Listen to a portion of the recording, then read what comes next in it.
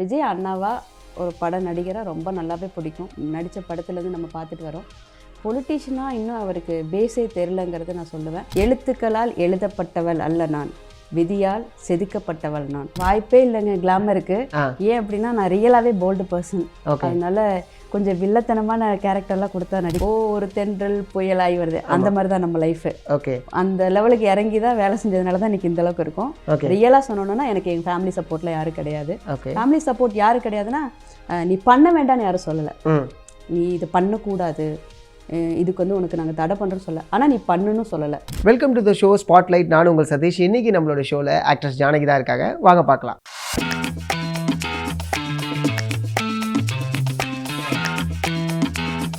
வணக்கம் மேம், எப்படி இருக்கீங்க? நல்லா இருக்கேங்க, நீங்கள் எப்படி இருக்கீங்க? நல்லா இருக்கேன் மேம். உங்களோட வீடியோஸ் எல்லாமே இன்ஸ்டாகிராம்லையும் சோஷியல் மீடியாவில் ஒரு நல்ல ரீச், நல்ல ரெஸ்பான்ஸ் இருக்குது. உங்களோட கெரியரை லைக் இன்ஃப்ளூயன்சராக ஸ்டார்ட் பண்ணணும்னு முடிவு பண்ணீங்களா, இல்லை சினிமா தானா? பேசிக்லி நான் பிஸ்னஸ் பர்சன். ஓகே, அதனால் பிஸ்னஸ் வச்சு தான் நான் ஒரு இன்ஃப்ளூயன்சராக மாறியிருக்கேன். ஓகே, இது வந்து எப்படின்னா, நம்ம ஒரு விஷயமா எடுத்து பேச போனோம். ஏன்னா பேசுகிறது ரொம்ப பிடிக்கும். அப்படி பேச ஆரம்பித்தது நிறைய பேர்கிட்டேருந்து ஒரு நல்ல ஒரு குவாலிட்டியான பர்சன்ஸ் கிட்டேருந்து எனக்கு கிடைச்ச ரெகக்னேஷன் என்னென்னா, பக்கத்து வீட்டில் இருக்கிறவங்க பேசுன மாதிரி இருந்தது, நீங்கள் பேசுகிறதுல ஏதோ அர்த்தம் இருக்குது, இது வந்து கேட்கக்கூடிய விஷயமா இருக்குது அப்படின்னாங்க. ஓகே, இது நல்லா இருக்கே அப்படின்னு சொல்லிட்டு அப்படியே இந்த வேலை வந்தோம். ஓகே, சினிமா அப்படிங்கிறது எனக்கு ஒரு 2014லேருந்து கொஞ்சம் சினிமா பழக்க வழக்கங்கள் நிறைய இருந்தாங்க. எனக்கு முதல்ல எனக்கு அதாவது அப்பான்னு தான் சொல்லணும், அவரை ஆர்ட் டைரக்டர் ஜிவி அவர் இருந்தார். அவர் வந்துட்டு எப்படின்னா, எனக்கு அவர் இல்லாத குறை இப்போது பொண்ணு மாதிரி நல்லா பார்த்துக்குவாங்க. அந்த டைம்லேயே வாமா நான் இன்ட்ரொடக்ஷன் பண்ணுறேன்னு சொல்லியிருந்தாங்க. சில காலகட்டம் சில பிஸ்னஸ் ரிலேட்டடாக குழந்தைங்க அப்போ சின்னவங்களாக இருந்தாலும் இல்லை பார்க்குறேன்னு சொல்லியிருந்தேன். அது அப்படியே காலம் கடந்து ஒரு மாரிமுத்து சார் இப்போ ரீசெண்டாக இருந்தார், அவரும் ஃபேமிலி ஃப்ரெண்டு தான். அப்புறம் அவரும் சொல்லியிருந்தார், இந்த கொம்பன் படத்துலலாம் கம்பல் பண்ணார் வாங்க அப்படின்னு சொல்லிட்டு. ஓகே, சூழல் அந்த மாதிரி இருந்தது, வர முடியல. அதுக்கப்புறம் இப்போது ரீசெண்டாக ஆர்வி உதயகுமார் சார் வந்து ஃபேமிலி ஃப்ரெண்ட். அப்போ அவர் என்ன சொன்னார்னா, நீங்கள் வாங்கம்மா நான் இருக்கேன், நீங்கள் ஏன் பயப்படுறீங்க அப்படின்னாரு. அப்புறம் யோசித்தேன், நம்ம என்ன ரொம்ப ஓவராக பண்ணுறோமோ அப்படின்னு. அதுக்கப்புறம் தான் சார் கூட பேரா பண்ணேன். நான் போய் சொன்னேன், அவங்க கூட நடித்தது வந்து மிகப்பெரிய ஒரு பாக்கியமாக நினைக்கிறேன். நடித்தேன்னு சொல்ல முடியாது, கூட இருந்தது எனக்கு ஒரு மிகப்பெரிய பாக்கியமாக நினைக்கிறேன் அப்படின்னு சொன்னப்போ அனுமோகன் சார் சொன்னார், ஆக்ஷன் கேமரான்னு சொல்லிட்டாலே நீயும் ஒரு நடிகை தான், அதனால இனி வந்து உனக்கு எல்லாமே சக்ஸஸ்ஃபுல்லாக வரும் அப்படின்னாரு. அவங்க பிளஸ்ஸிங் கிடச்சது எனக்கு ரொம்ப பெருமையாக நினைக்கிறேன். Okay, nice. உங்களுடைய படங்களில், அதாவது இப்போ வந்த படம் அப்படிங்கும்போது அதனுடைய ரெஸ்பான்ஸ் ஆடியன்ஸ் மத்தியில் எந்த அளவுக்கு இருந்துச்சு, அதை நீங்கள் எப்படி என்ஜாய் பண்ணீங்க? ஆக்சுவலாக ரிலீஸ் அன்றைக்கி நாங்கள் சென்னையில் தான் இருந்தேன். ரிலீஸ் அன்றைக்கி தேட்டரில் போய் பார்த்தோம். நீங்கள் நம்புறீங்களான்னு தெரில, 9.6 ரேட்டிங் இருந்தது. இது வந்து இது நீங்கள் போய் கூகுளில் போய் பார்த்தீங்கன்னா தெரியும். எல்லாருக்கும் பிடிச்சிருக்கு, அதனால தான் அந்த ரேட்டிங் கொடுத்துருக்காங்க. ரொம்ப சந்தோஷமாக இருந்துச்சு. ஒரு இன்றைக்கி நிறைய படங்கள் நம்ம பார்த்துருக்கோம், பெரிய பெரிய ஆட்கள்லேருந்து சின்னவங்க வரைக்கும் பார்த்துருக்கோம். இது கொஞ்சம் நம்மளுக்கு பிடிச்ச மாதிரி இருந்தது, நம்ம வீட்டாளுங்களோட ஒரு ஒருங்கிணைச்சு இருந்த மாதிரி இருந்தது இந்த படம். ரொம்ப ஒரு ரகடாக இல்லாமல், ரொம்பவும் ஒரு மாதிரி இல்லாமல், பார்க்கறக்கு ஓகேடா பார்க்கலாம் அப்படிங்கிற ஒரு மனசு திருப்தி இருந்துச்சு. அதுதான் வெளியே வந்த மக்களும் சொன்னாங்க, ரொம்ப சந்தோஷமாக இருந்தது. கண்டிப்பாக, ஏன்னா ரெட் லேபிள் அந்த படம் நிறைய பேருக்கு ரொம்ப பிடிச்சிருந்துச்சி. அது ரொம்ப ஜென்யூனான ரெஸ்பான்ஸ் வந்து அந்த படத்தில் நம்ம பார்க்க முடிஞ்சிச்சு. இன்ஃப்ளூயன்சர் அண்ட் சினிமா இது ரெண்டுமே இருக்குல்ல, இது ரெண்டுத்தையும் எப்படி ஹேண்டில் பண்ணுறீங்க? ஏன்னா இது ரெண்டுமே வெவ்வேறு கோணங்கள் உள்ளது தான், அதை நீங்கள் எப்படி ஹேண்டில் பண்ணுறீங்க? ஆக்சுவலாக எனக்கு ரொம்ப பிடிக்கும், நிறைய விஷயத்தை ஹேண்டில் பண்ண பிடிக்கும். அதனால இன்னும் நிறைய வந்தாலும் ஹேண்டில் பண்ண ரெடியாக இருக்கேன். ஓகே, எதுவுமே வந்து நம்மளை வாய்ப்புகள் வந்து கதவை தட்டுறப்போ நம்ம டோரை க்ளோஸ் பண்ணி வைக்கக்கூடாதுங்கிறது என்னோட கருத்து. இதுவே நான் லாஸ்ட்டாக அவர் சார் சொன்னோன்னே உடனே நான் டிசைட் பண்ணதான், வாங்க நடிங்கன்னு சொன்னார். நான் இப்போ எடுத்த முடிவு என்னென்னா, இதுக்கு மேலே நீ வந்து நோ சொன்னேன்னா உனக்கு எல்லாமே இனிமேல் நோ தான், அதனால் நீ இதை வந்து ஓகே சொல்லணும் அப்படிங்கிற மைண்ட் அந்த ஸ்பாட்டில் சொல்லிச்சு. அதை எஸ் சொன்னேன். இன்றைக்கி வந்து நான் இந்த இடத்துல உங்ககிட்ட பேசிகிட்டு இருக்கிறேன். ஓகே, ஸோ கண்டிப்பாக அண்ட் இன் ஃப்யூச்சரில் உங்களுடைய ட்ரீம் ரோல், இல்லை நான் விருப்பப்படக்கூடிய ரோல் அப்படின்னா அது ரொம்ப போல்டாக இருக்கக்கூடிய ரோலாக இருக்குமா, இல்லை கிளாமர் அந்த சைடில் போகலான்னு இருக்கீங்களா? வாய்ப்பே இல்லைங்க கிளாமருக்கு. ஏன் அப்படின்னா நான் ரியலாகவே போல்டு பர்சன். அதனால கொஞ்சம் வில்லத்தனமான கேரக்டர்லாம் கொடுத்தா நடிக்கிறது நெகட்டிவ் ஷேட் தான். எஸ், ஓகே, ஸோ அதுதான் ரொம்ப இன்ட்ரெஸ்டாக 100%. ஏன்னா நான் கொஞ்சம் ரகடான ஆள் தான், அதனால கொஞ்சம் ஒன்று இந்த போலீஸ் அந்த கேட்டகரியில் எல்லாருமே என்ன சொல்லுவாங்க, நீ கொஞ்சம் வில்லியா நடித்தா நல்லா இருக்குமே, ஏன்னா உன்னை பார்க்கறக்கு ஏன்னா நாங்கள் வந்து நார்மலாக பார்த்துருக்கோம், ஆனால் நீ எப்படி கோவப்படுவேன்னு தெரியும் அப்படின்னு சொல்லுவாங்க. சூப்பர். ஆப்ஷன் 1. சீரியல் வாய்ப்புகள் வந்துதா? சொல்லியிருக்காங்க. ஆக்சுவலாக வேலைகள் சம்மந்தமாக நான் வந்து அதை கொஞ்சம் வேண்டான்னு தான் இப்பயும் இருக்கேன். ஏன் அப்படின்னா நீங்கள் சொன்னதான் நிறைய விஷயத்த ஹேண்டில் பண்ணுறோம், எல்லாத்துக்குமே பேலன்ஸ் நம்ம பண்ணணும். அந்த ரீசன்னால ஏன்னா நான் இங்கே சென்னையிலையும் இருக்கேன், ஆக்சுவலாக ஹோம் டவுன் கோயம்புத்தூர், இந்த ரெண்டையும் வந்து நான் வந்து பேலன்ஸ் பண்ணிகிட்டு இருக்கேன். சீரியல் வந்தாலும் பண்ணுறது தான், ஆனால் இப்போ என்னோட சில காலகட்டங்களுக்காக அதை கொஞ்சம் தள்ளி வச்சிருக்கேன்னு சொல்லலாம். 2-3 பெரிய கம்பெனிலேருந்து கூப்பிட்டாங்க. நான் இல்லை எனக்கு கொஞ்சம், ஏன்னா நான் அரசியல்லையும் இருக்கேன், அந்த ரீசன்னால கொஞ்சம் தள்ளி. ஆமாம். ஓகே. ஸோ இப்போ ஒரு மோட்டிவேஷனல் ஸ்பீக்கராக, ஒரு ஆண்டர்ப்ரனராக, ஒரு பொலிட்டீஷியனாக, அஸ் அ உமனா, இது எல்லாத்தையும் பார்க்குற பார்வை இருக்கும். இதில் இருக்கக்கூடிய ஆண்கள் உங்களை பார்க்கக்கூடிய பார்வை இருக்கும். எனக்கு அதை பற்றி சொல்லுங்கள். நம்ம நடந்துக்கிற ஒரு விஷயம் தாங்க, தீதும் நன்று பிறத்தர வரா, அதை நான் எப்பயுமே கையில் வச்சுப்பேன். நான் எப்படி உங்ககிட்ட பிஹேவ் பண்ணணும், நீங்கள் எனக்கு அப்படியே ஆப்போசிட்டில் பிஹேவ் பண்ணுவீங்க. அதனால் எனக்கு அந்த ஆப்ஷனில் யாரும் இல்லை. மேபி ஒன்னார் சில பேர் இருக்க தான் செய்வாங்க, அவங்கள நம்ம கடந்து போயிடணும். அது சினிமா ஃபீல்டாக இருந்தாலும் சரி, பொலிட்டிக்கலாக இருந்தாலும் சரி, எல்லா இடத்துலையும் இருப்பாங்க. அது நம்மளுக்கு தேவையில்லைன்னு நினைக்கிறேன். என்னை பொறுத்த வரைக்கும் அதான் நான் சொன்னேன், ஆல்ரெடி நான் ரகடான ஆள், அதனால அந்த ஆப்ஷன் கிட்ட என்கிட்ட வரமாட்டாங்க. ஓகே. ஒரு மோட்டிவேஷனல் ஸ்பீக்கராக ஒரு பெண் இருக்கும்போது பெண்ணியம் அதிக பேசக்கூடிய பெண் அப்படிங்கிற ஒரு குரல் அதிகமாக கேட்டிருப்பீங்க, அதை நீங்கள் எப்படி பார்க்குறீங்க? நான் பெண்ணியமே பேச மாட்டேனே. ஒரு மோட்டிவேஷனல் ஸ்பீக்கரை பார்க்கும்போது அவங்க சாதாரணமான ஒரு விஷயம் பேசினாலே இன்னும் ஃபெமினிசம் பேசுகிற மாதிரி பேசுகிறாங்களே அப்படிங்கிற ஒரு பார்வை நிறைய பேர்கிட்ட அது இருக்கு. என்னை பொறுத்த வரைக்கும் நான் வந்து பெண்ணியம் அப்படிங்கிறது என்ன அப்படின்னா, பெண்களுக்கான என்னென்ன மாதிரி சட்டத்திட்டங்கள் இருக்குது, நம்ம என்ன மாதிரி இருக்கோம் அப்படிங்கிறத ஃபஸ்ட்டு தெரிஞ்சுக்கணும். இப்போ வந்து ஃபெமினிசம் பேசுகிறவங்களும் இந்த ஸ்பீக்கர் அப்படின்ட்டாலே நீங்கள் சொன்ன மாதிரி தான், ஃபெமினிசம் பேசுகிறவங்க தான் ஸ்பீக்கராக இருக்கணும் அப்படின்னு நினைக்கிறேன். இல்லை அப்படிலாம் இல்லவே இல்லை. கருத்துக்கள் வந்து நியாயமாக இருக்கணும், பெண்களுக்கோ ஆண்களுக்கோ. அதனால நான் வந்து அதில் வந்து எப்பயுமே இந்த ஒரு சார்ந்து பேசுகிற வகையராக இல்லை. ஓகே. பெண்ணியத்துலேயே வந்து பார்த்தீங்கன்னா இப்போ ஃபெமினிசம்லேயே சூட ஃபெமினிசம் அப்படிங்கிற ஒரு விஷயத்தை வந்து இப்போ நிறைய பேர் பேசுகிறாங்க, அவங்கள நீங்கள் எப்படி பார்க்குறீங்க? இப்போ கொஞ்சம் அது கொஞ்சம் சின்ன கான்ட்ரவர்சி போகும், பேசலாமா? என்னென்னா இப்போ ரீசெண்டாக நம்ம இந்த சப்ஜெக்ட் இப்போ தூத்துக்குடி சம்பவம் நடந்துச்சு பார்த்தீங்கன்னா, யாருமே வரலைங்க. ஃபெமினிசம் பேசினவங்களோ பெண்ணியம் காப்போம் அந்த அந்த அமைப்பில் இருந்தவங்களோ இப்போ வரைக்கும் ஒரு கூச்சலோ ஒரு கூக்குரலோ யாருமே போடல. நிறைய மகளிர் அமைப்புகளாக இருக்காங்க, ஒருத்தர் கூட போராடினதா தெரியலை, நியூஸில் வரல. ஏன் அப்படின்னு தெரியல. அதனால் இந்த பெண்ணியம் பர்சன்ஸை நான் மதிக்கிறது இல்லை, அதுக்கான அவங்களுக்கான இடமும் கொடுக்கறதில்ல. ஏன்னா பெண்ணியங்கிறது உண்மையான தன்மையை அறிஞ்சு தனக்கான எந்த விஷயத்தையும் நேர்பட பேசுகிறவங்க தான் பெண்களாக இருக்கட்டும் ஆண்களாக இருக்கட்டும். அதில் ஆண்களும் பெண்களுக்கு சம்மந்தமாக பேசுகிறாங்களா அவங்கள நான் மதிக்கிறேன், பெண்ணியம் பேசுகிறவங்கள ரெஸ்பெக்ட் பண்ணுறேன். இந்த மாதிரி பெண்ணியத்துக்கு நான் ரெஸ்பெக்ட் பண்ணுறதில்ல. ஓகே. இன்ஃப்ளூயன்சர் அப்படிங்கும் போது இந்த இன்ஃப்ளூயன்சர் மார்க்கெட்டிங்னு ஒன்று இருக்குது, அது நீங்கள் எப்படி பார்க்குறீங்க? இதுக்கும் ஒரு கருத்து சொல்கிறேன். ஆக்சுவலாக வந்து என்னென்னா, நம்ம வந்து இன்ஃப்ளூயன்சர் அப்படின்னு மற்றவங்க சொல்லி தான் நான் இப்போ அதை எடுத்துக்கிறேன். ஏன் அப்படின்னா எனக்கு வந்து நானாக அதை க்ரியேட் பண்ணலை. எல்லாமே நீங்கள் சொன்ன மாதிரி என்னை நான் அந்தளவுக்கு எஃபோர்ட் போட்டிருக்கேன், தேடி வந்தது. அப்போ அதை நான் தக்க வச்சுக்கணும், மரியாதையோடு தக்க வச்சுக்கணும்னு ஆசைப்பட்றேன். ஏன்னா நம்ம வந்து இன்றைக்கி ட்ரெண்டிங் தான், உங்களுக்கு எல்லாத்துக்குமே தெரியும். ஃபேஸ்புக் வந்துச்சு, இன்ஸ்டா வந்துச்சு, இப்போ என்னென்னமோ வந்துருக்குது. அப்போ இது தாண்டி இன்னும் நிறைய வரும். அப்போ இதில் நம்ம வந்து ஃபோக்கஸ் பண்ணி நம்மளை வந்து ஒரு வியூஸ்க்காகவோ ஒரு சப்ஸ்கிரைப்காகவோ நம்மளை வந்து தரமட்டத்துக்கு இறக்காமல், எனக்கு வந்து நேம் ரொம்ப இம்பார்ட்டன்ட்னு நினைக்கிறேன். ஏன்னா கஷ்டப்பட்டு பேர் வாங்கியிருக்கோம், அது வந்து எந்த இடத்துலையும் சீர்குலைய நான் அனுமதிக்கிறது இல்லை. அந்த இன்ஃப்ளூயன்சர் அப்படிங்கிற நேமை குவாலிட்டியாக மெயின்டைன் பண்ணணும்னு ஆசைப்பட்றேன். ஓகே. சோஷியல் மீடியா இப்போ எப்படி இருக்குன்னு நினைக்கிறீங்க? கேடுகட்டு இருக்குங்க. ஓகே. பட வாய்ப்புகளுக்கு சோஷியல் மீடியாவில் இருக்கக்கூடிய ஃபாலோவிங் அப்படிங்கிறது வந்து ரொம்ப முக்கியத்துவம் வாய்ந்ததாக இருக்கு? இல்லைங்க, அப்படிலாம் இல்லைங்க. ஓகே ஓகே, 1-2 பேருக்கு அந்த மாதிரி வாய்ப்புகள் வந்திருக்கலாம். ஆனால் அது படத்தை பொறுத்த வரைக்கும் எப்பயுமே திரைக்கு வந்து அவங்கள வந்து கேரக்டர் வைஸ் அதான் கேரக்டர்னால் அந்த ஃபேஸ் அதை பார்ப்பாங்க ஒரு விஷயம். இன்னொன்று, அவங்களால இதை பண்ண முடியும்னு நினச்சா தான் கூப்பிடுவாங்க. எல்லாரையும் அவங்க வந்து கேமரா முன்னாடி நிறுத்த முடியாது. அது என்ன நீங்கள் எவ்வளோ பெரிய ஆளாக இன்ஃப்ளூயன்சர் இருந்தாலுமே அது சாத்தியக்கூறு கிடையாது. ஓகே. ஒரு உமன் பொலிட்டீஷியனாக இருக்கும்போது நிறைய பேக் ஸ்டாம்ப் ஃபேஸ் பண்ணக்கூடிய காலகட்டங்கள் இருந்திருக்கும், அதை நீங்கள் எப்படி பார்த்தீங்க? அதுலேருந்து எப்படி நகர்றீங்க? ஒரு சார்ந்து இப்போ ஒரு கட்சியிலேருந்து ஒரு கட்சியை பற்றி நம்ம வந்து நல்லது இருக்கும் கெட்டது இருக்கும். அதை வந்து நம்ம நல்லதுங்கிறப்ப நல்லது பேசுவோம். ஆப்போசிட் பர்சன் கண்டிப்பாக நம்மளை கழுவி ஊற்ற தான் செய்வாங்க.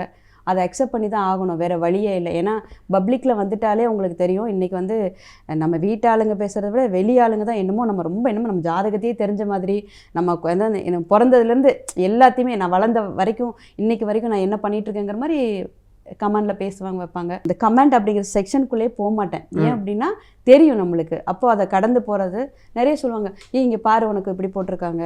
ஒரு சேனலில் பேசியிருந்தேன், அது வந்து ரொம்ப பயங்கர மில்லியன்ஸ் வியூஸ் போயிடுச்சு. பெண்களுக்கெல்லாம் அது ஒரு சாதகமாக இருந்தது, ஆண்கள் கொஞ்சம் கோவப்பட்டு பேசினாங்க. அதில் ஒரு சிலலாம் இவங்களுக்கு 4 கல்யாணம் ஆயிடுச்சுன்னு போட்டிருந்தாங்க. அப்போ எனக்கு சிரிப்பு வந்துருச்சு.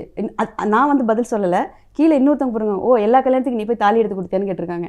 அப்போ அவங்களுக்குள்ளேயே பேசிக்கிறாங்க. சரி பாவம் அவங்க ஜாலிக்கு பேசுகிறாங்க, நம்ம வேலையை பார்ப்போம், நம்ம அந்த வேலையை பார்த்துக்கிட்டு. ஓகே, இப்போ இருக்கக்கூடிய ஜென்ரேஷன், அதாவது 2 விஷயம் இருக்குது. ஒன்று இந்த இன்ஃப்ளூயன்சர் ஆகணும் அப்படிங்கிற ஒரு பார்வை, இன்னொன்று சினிமாவுக்கு போகணும் அப்படிங்கிற ஒரு பார்வை. இவங்களுக்கு நீங்கள் என்ன சொல்ல விரும்புகிறீங்க? ரொம்ப சீக்கிரம் பெரிய ஆளாகணும்னு நினைக்கிறாங்க. ரஜினி சார் மாதிரி ஒரு படத்தில் சத்தியமாக வாய்ப்பே இல்லை. இன்றைக்கி எனக்கு 45 இயர்ஸ் ஆகுது. நான் கிட்டத்தட்ட 10 வயசுலேருந்து அப்பா கூட ஒர்க் பண்ணிகிட்டு இருந்தேன். கோல்டு பிஸ்னஸ், எங்கள் அப்பா ஜுவல்ஸ் மேக் பண்ணுறவங்க. அதனால் அப்பா வந்து எங்களை பட்டையில் உட்கார வச்சவர். அன்னைக்கு ஆரம்பித்த ஜேர்னி இன்னைக்கு வரைக்கும் தொடர்ந்துட்டுருக்கு. ஒர்க்குங்கிறத நம்ம எந்த அளவுக்கு உன்னதமாகவும் உண்மையாகவும் எஃபோர்ட் போடுறோமோ, எனக்கு என்ன ஆசைன்னா நம்ம ஒரு ஒரு ஒரு நேம்லேயும் இன்னார் அப்படிங்கிற ஒரு பேரும் வேணும். அப்பாவோட பேருக்கு அப்புறம் இவங்க பொண்ணு ஜானகி என்ன பண்ணாங்க அப்படிங்கிற ஒரு விஷயம் 4 பேர் பேசணும் அப்படின்னா அதுக்கு நம்ம என்ன உழைக்கணும், எந்த அளவுக்கு போகணும்னு நினச்சி நான் என்னோடய கெரியர் எடுத்துகிட்டு போயிருக்கேன். அதனால் இந்த ஸ்பீடு எப்பயுமே நம்மளுக்கு கை கொடுக்காது.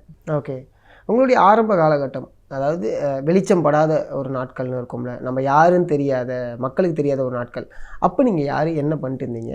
ஸோ அப்போ என்ன மாதிரியான லைஃப் ஸ்டைலில் நீங்கள் விரும்புனீங்க? அப்போ வந்து அழகாக ஒரு கல்யாணம். அப்பா வந்து அந்த கோல்டு ஸ்மித்துன்னு சொன்னேன் இல்லையா, அப்போ வந்து எங்களெல்லாம் நான் வந்து படித்தது வெறும் 5th ஸ்டாண்டர்ட் தான். பட்டையில் உட்கார வச்சுட்டாங்க வேலைக்கு. அப்போ ஜுவல்ஸ் நாங்கள் மேக் பண்ணுவோம். ஃபுல்லாக எங்களை ஜுவல் பற்றி நீங்கள் கேட்டிங்கன்னா A to Z இப்போ சொல்லுவேன். அந்த மாதிரி இருந்த ஒரு பர்சன் மனநிலை எப்படி இருந்துச்சுன்னா, அழகாக ஒரு கல்யாணம், புருஷனுக்கு ஆக்கி போட்டுட்டு பிள்ளைக்குட்டியில் பார்த்துட்டு இப்படி தான் இருந்தது என்னோடய கல்யாண கெரியர். அந்த லைஃப் ஸ்டார்ட் ஆகிற வரைக்கும். அதுக்கப்புறம் தான் தெரிஞ்சு, ஆஹா இது நம்ம இல்லைடா, நம்மளுக்கு ஒரு நேம் வேணும், நம்ம யாருங்கிறத ப்ரொஜெக்ட் பண்ணியே ஆக வேண்டிய சூழல் இருந்துச்சு.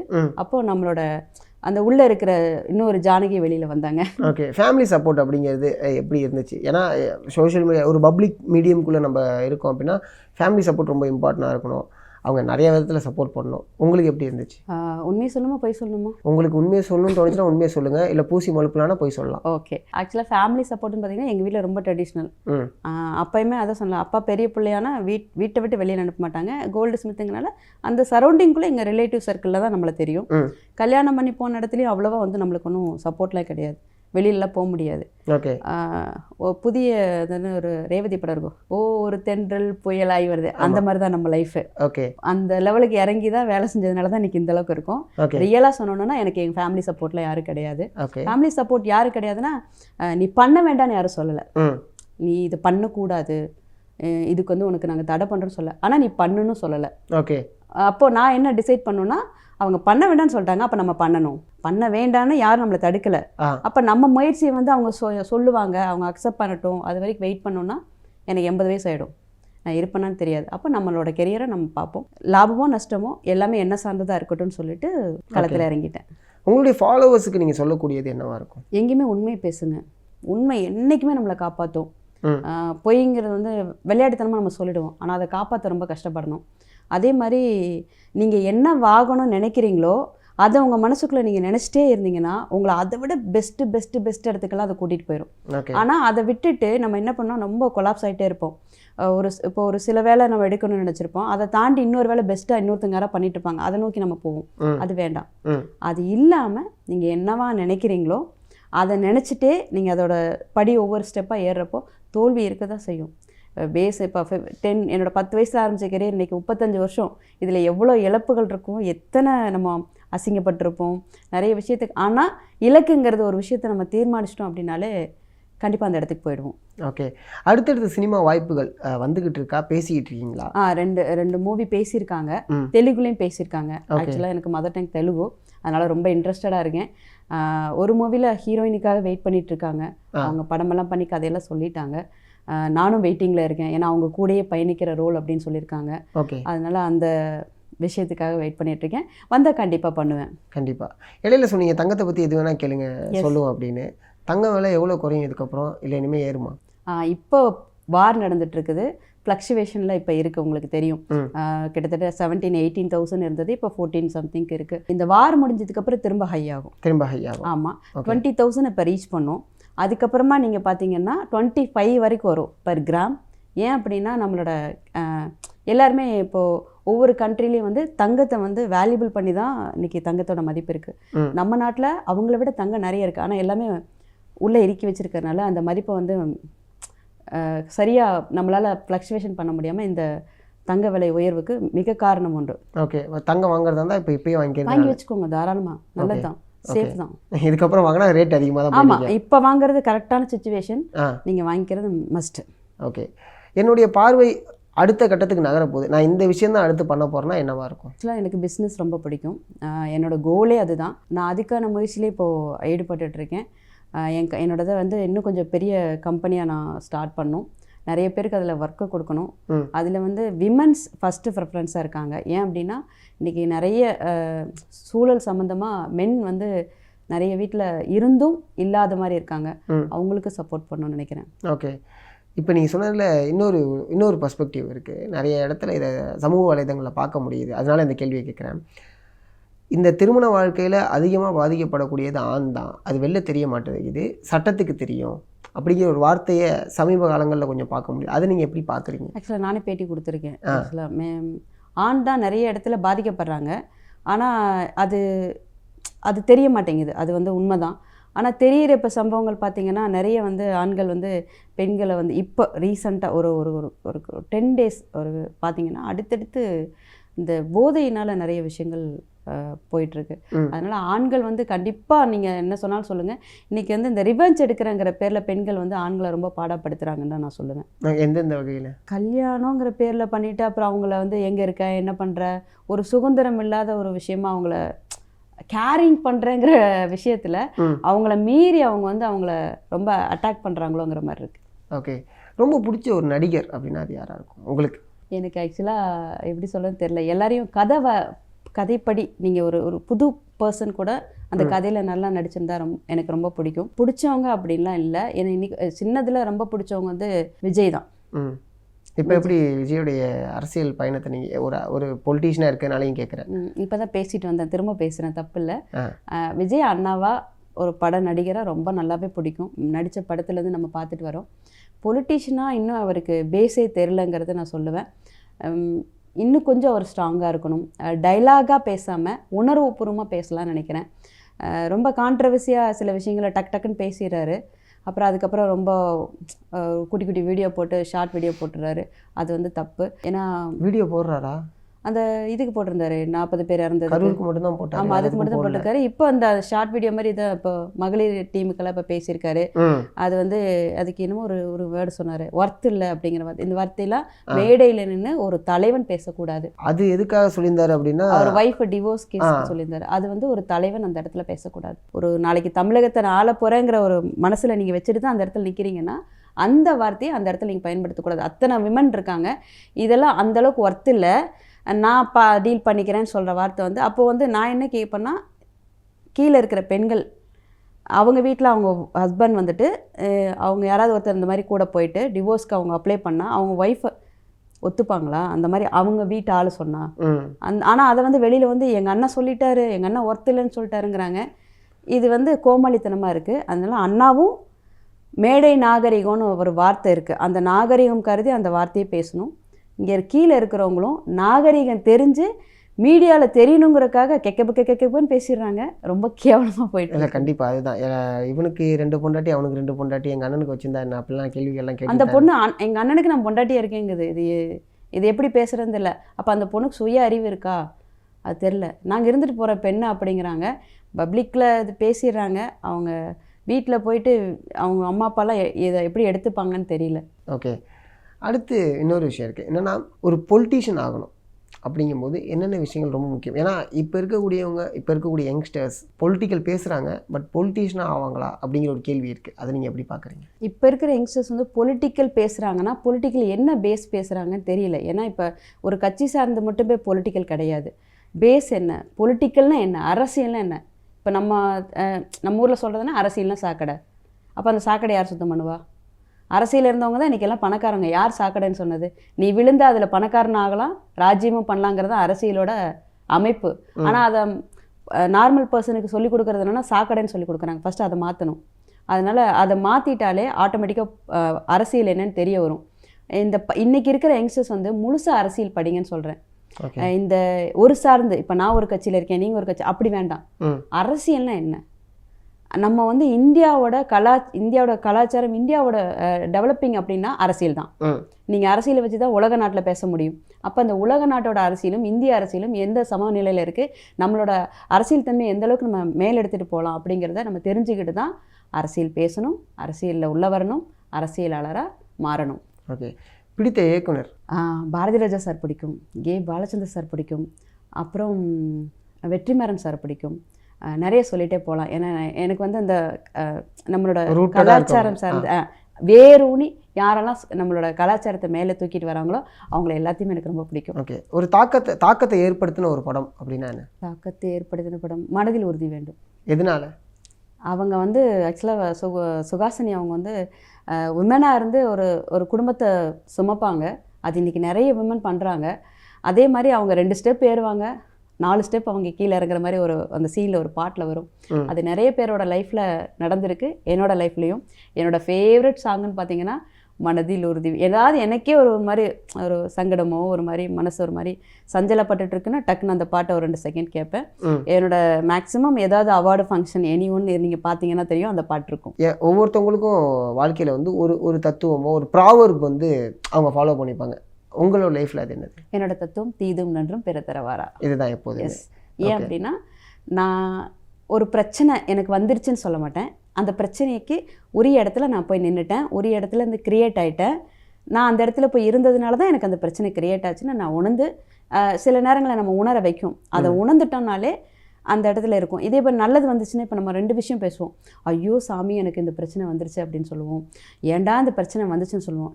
எப்படி பிரச்சனை வரும்? நம்ம கிரியேட் பண்ணாமல். அதே மாதிரி நல்லது எப்படி? நல்லது வந்தால் மட்டும் நம்ம செஞ்சோம், நம்ம பண்ணோம் அப்படிங்கிறோம். ஆனால் அந்த பிரச்சனை மட்டும் வந்துருச்சு தேடி போய், அந்த மாதிரி இல்லை, எல்லாமே நம்ம தான். ஓகே. அதனால நம்ம அதை அனலைஸ் பண்ணிட்டாலே போதும். ஓகே. கேமரா ஃபியர் இருந்துச்சா ஃபர்ஸ்ட் டைம்? ஐ மீன் சினிமாவில் 2002 இருந்தது, சரி 12 இருந்தது.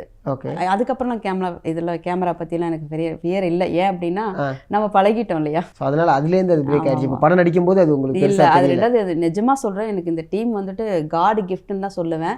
டைரக்டரை வந்து நான் சாரன்லாம் கூப்பிட்டதில்லை, ஏன்னா அக்கான்னு தான் கூப்பிடுவாங்க. அதனால் தம்பியாகவே அவங்கள நான் மானசீகமாக எடுத்துக்கிட்டேன். கேமராமேன்லேருந்து குட்டி குட்டி பசங்கள்லேருந்து எல்லாரும் என்னை அம்மானு கூப்பிடுவாங்க, ஏன்னா அம்மா ரோல் பண்ணேன். அதனால் சப்போஸ் சீனில் நான் காணாமல் போயிட்டேன்னா அம்மா அம்மா நீ எங்கே அம்மா அப்படின்னு தான் கூப்பிடுவாங்க. அதனால் எனக்கு அது ஒரு ஃபேமிலி மாதிரி இருந்தது. இன்னொரு விஷயம் என்னென்னா, நான் பண்ணது சின்ன ரோல், அதுக்கு அவ்வளோ பெரிய ரெஸ்பெக்ட் பண்ணணும்னு அவசியம் இல்லை. ஆர்வி உதயகுமார் சார், அனுமோகன் சார்லாம் உட்காந்துருக்கிற இடத்துல எனக்கும் சேர் போட்டு உட்கார வச்சுருப்பாங்க. அவங்களுக்கு என்ன ப்ரொவைட் பண்ணுறாங்களோ ஃபுட், அதுதான் எனக்கும் வந்தது. மற்றவங்களாம் இந்த ஃபுட் கொடுப்பாங்க, ப்ரொடக்ஷன் ஃபுட்டு. ஆனால் எனக்கு அவங்க ஸ்டேயிங்லேருந்து எல்லாமே ரொம்ப கம்ஃபர்ட்டாக. எனக்கு இந்த மாதிரி இன்னொரு ஆப்பர்ச்சுனிட்டி வந்தால் நிஜமாக ஹாப்பி. ஏன்னா இது மாதிரி இன்னொரு வாய்ப்பு வருமானு தெரியல. ஏன்னா நம்ம வந்து ஒரு கேரக்டர் ரோல் பண்ணுறோம், இவ்வளோ மரியாதை இருக்குமா? சினிமா ஃபீல்டை வந்து நம்ம வேறு மாதிரி மைண்ட் தாட்டில் வச்சுருப்போம். ஆனால் இது வந்து எனக்கு ரொம்ப டிஃப்ரெண்ட்டாக இருந்தது. படம் முடிஞ்ச பார்ப்போ எல்லாம் ஃபேமிலி அப்படிங்கிற ஒரு ஃபீல் தான் இருந்தது. ஓகே. இந்த ஒரு விஷயம் வந்து நான் சினிமாவில் பண்ண மாட்டேன், இந்த ஒரு கதாபாத்திரம் வந்து நான் எடுத்துக்க மாட்டேன் அப்படின்னா இருந்தது. கதாபாத்திரம் அப்படிங்கிறது அதான் சொன்னலைங்க, நம்ம ஒரு நேம் க்ரியேட் பண்ணி இன்றைக்கி ஒரு நேம் ஸ்டேஜுக்கு இருக்கோம், அரசியலில் இருக்கேன். அதே மாதிரி நம்மளுக்கு ஒரு ஃபேமிலி இருக்குது. அதனால் குவாலிட்டியான எந்த ரோல் வந்தாலும் பண்ணுறதுக்கு ரெடி. பணத்துக்காகவோ இல்லை ஏதோ சீன் நடிச்சிடணுங்கிறக்காகவோ பண்ணுற மாதிரி எந்த சீன் வந்தாலும் நான் நடிக்க மாட்டேன். ஓகே. இப்போ சோஷியல் மீடியாவில் ஒருத்தவங்களை பர்சனலாக டார்கெட் பண்ணுறாங்கல்ல, ஒரு நெகட்டிவ் பிஆர் அப்படிங்கிற ஒரு விஷயம் நடக்குதுல்ல, அதை நீங்கள் எப்படி பார்க்குறீங்க? அதுதான் இவங்களுக்கெல்லாம் வேலை இல்லைன்னு நினைக்கிறேன். பாவம் யாரையா ஒருத்தரை வச்சு எதையாவது ஒன்று பண்ணி கன்ஃபியூஸ் பண்ணிகிட்ருக்காங்க. அந்த பர்சன் ரொம்ப ஸ்ட்ராங்காக இருந்தால் இதையும் தாண்டி வந்துடுவாங்க. ஆனால் இது தவறான ஒரு செயல் தான். ஏன் இந்த மாதிரி ஒரு காசப் வந்து முன்னாடி பக்கத்து வீட்டில் அக்கம் பக்கம் பேசுவாங்க, இப்போ சோசியல் மீடியாவில் ஆரம்பிச்சிட்டாங்க. அது பொது வெளியில் ரொம்ப சில பேர் சூசைட் அட்டெம்ப்ட் வரைக்கும் போகுது. அது தவறான ஒரு செயல் தான். ஓகே, பெண்களுக்கு நீங்கள் என்ன சொல்லணும்னு நினைக்கிறீங்க? இப்போ இப்போ இருக்கிறவங்களுக்கெல்லாம் சொன்னால் கேட்பாங்களான்னு தெரியல. ரொம்ப ஸ்ட்ராங்காக இருக்கணும். ஆனால் வந்து தாங்குற அகங்காரத்தில் மட்டும் இருக்காதீங்க.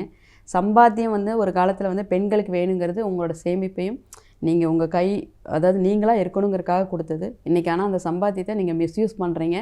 நீங்கங்கிற ஒரு அகங்காரத்தை எடுத்துகிட்டு யாரையும் மதிக்க மாட்டேங்கிறீங்க. அதனால் எல்லாரையும் மதிக்க தெரிஞ்சுக்கோங்க.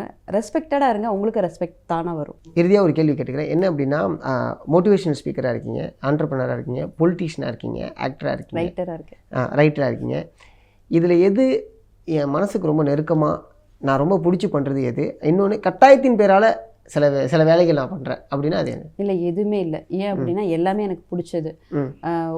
ஒரு குழந்தை, இப்போ நம்ம இப்போ பிஸ்னஸில் இருந்தேன். இன்றைக்கி என் பிஸ்னஸ் மட்டும்தான் என்னை இன்றைக்கி இந்த இடத்துல கொண்டு வந்திருக்கு. அதனால் அதுக்கு தான் மொத்த க்ரெடிட்டும் நான் கொடுக்கணும். ஏன்னா ஹாஸ்வி இல்லைன்னா நான் இல்லை. என்னோடய நேம்லேயே ஹாஸ்வி எனும் நான் தான் போடுவேன். அதனால் அதுதான் என்னோடய எல்லாமே. அதுலேருந்து வந்தது. எனக்கு ரைட்டிங் ரொம்ப பிடிக்கும். என்னோட கவிதை பேஜ் யாதுமாகின்னு இருக்குது. அதனால அது எனக்கு வந்து எழுத்து ரொம்ப யாதுமாகி. அது எதனால? யாதுமாகி எல்லாமே நான் ஓகே. எப்பயுமே நான் வந்து யாரையுமே கம்பேர் பண்ண மாட்டேன். எனக்கு நான் பெஸ்ட் அப்படிங்கிற ஒரு உறுதியான ஒரு பர்சன். அதனால அது ரொம்ப பிடிக்கும். பொலிட்டிக்கல் அதை விட ரொம்ப பிடிக்கும். ஏன் அப்படின்னா, நம்ம சமுதாயம் வந்து நல்ல நோக்கத்தோடு இருக்கணும், நல்ல வளர்ச்சியோடு இருக்கணும்னா நம்ம ஒரு நல்ல இடத்துல இருக்கணும். அது வந்து நம்ம தேர்ந்தெடுக்கிற ஒரு இடத்துல இருக்கணும். அதனால அதுவும் ரொம்ப இன்வால்வ் ஆகி செய்கிற விஷயம். அதே மாதிரி ஸ்பீச் கொடுக்குறோம் அப்படின்னா சும்மா ஒரு ஃபார்மாலிட்டிஸ்க்காக இருக்கவே கூடாது. என்கிட்ட பெரிய பர்சன் சொன்ன ஒரே விஷயம், நீங்கள் பக்கத்து வீட்டில் பேசுகிற மாதிரி சொன்னேன். அப்போ அது வந்து எனக்கு ரொம்ப பிடிச்சிருந்துச்சி. நான் சொல்கிறது உயர் அதிகாரிகள். நான் வந்து இப்போது இந்த மாதிரி ஒரு பிஆர்எஸ் போலீஸ் அந்த இதில் இருக்காங்க இல்லையா, அவங்களுக்கெல்லாம் ஸ்பீச் கொடுத்துருக்கேன். அவங்க சொல்லுவாங்க, அழகாக கொண்டு போனீங்க, ஸ்மூத்தாக கொண்டு போனீங்க, அவங்களோடய பயணிச்சிங்கம்பாங்க. அதெல்லாம் கேட்க எனக்கு ரொம்ப பிடிக்கும். அப்போ இந்த ஒரு எனர்ஜி இருக்கிறப்ப நம்ம இன்னும் நிறைய செய்யணும்னு ஆசைப்பட்றேன். என் வார்த்தையில் ஒரு 2-3 பேர் அதை ஃபாலோ பண்ணாங்கன்னா அதை விட என்ன பெஸ்ட்டு வேணும், ஹாப்பி வேணும். அதனால் எனக்கு நீங்கள் சொன்ன அத்தனையுமே என்னால் உருவாக்கப்பட்டதில்லை, அதுவாக என்னை உருவாக்குனது. அதனால் அதை எதுவுமே என்னை மிஸ் பண்ண முடியாது. ஓகே, ரொம்ப பிடிச்ச ஒரு கவிதை நீங்கள் எழுதுனதில்ல, அது என்னென்னா அதை சொல்லுங்கள். ரொம்ப பிடிச்ச கவிதை நிறைய இருக்குது. ஏதாவது ஒன்று டக்குன்னு ஞாபகம் வர மாரி? இல்லை, அது வந்து சொல்ல முடியாது. ஏன்னா நிறைய மெமரிஸில் இருக்காது. நான் வேணால் இப்போ வேணால் சடனாக தாராளமாக. எழுத்துக்களால் எழுதப்பட்டவள் அல்ல நான், விதியால் செதுக்கப்பட்டவள் நான். Nice nice nice, super ma'am. கேட்டவுடனே சொன்னதுக்கு ஒரு மிகப்பெரிய நன்றி. அடுத்தடுத்த கட்ட நகர்வு இப்போ எப்படி நீங்கள் ஒரு விஷயம் பண்ணிகிட்ருக்கீங்களோ, ஸோ இதேமாரியே வைடராக என்ன பண்ணாலும் அந்த மன நிறைவோடு பண்ணுங்கள். எங்களோட சப்போர்ட் எப்போதுமே உங்களுக்கு இருக்கும். உங்களோட நேரத்தை, அழகான நேரத்தை எங்களுக்கு கொடுத்ததுக்கு மிகப்பெரிய ஒரு நன்றி. Thank you so much ma'am. எனக்கும் இந்த வாய்ப்பு கொடுத்த உங்களுக்கு மிக்க நன்றி. தேங்க்யூ. இன்றைக்கி நம்மளுடைய ஸ்பாட்லைட்டில் ஆக்ட்ரஸ் ஜானகி கிட்ட நிறைய விஷயங்களை கேட்டு தெரிஞ்சுக்கிட்டோம். இதேமாரி இன்னொரு செலிபிரிட்டியோட உங்களை சந்திக்கும் வரை உங்களிடமிருந்து விடைபெறுவது உங்கள் சதீஷ். நன்றி, வணக்கம்.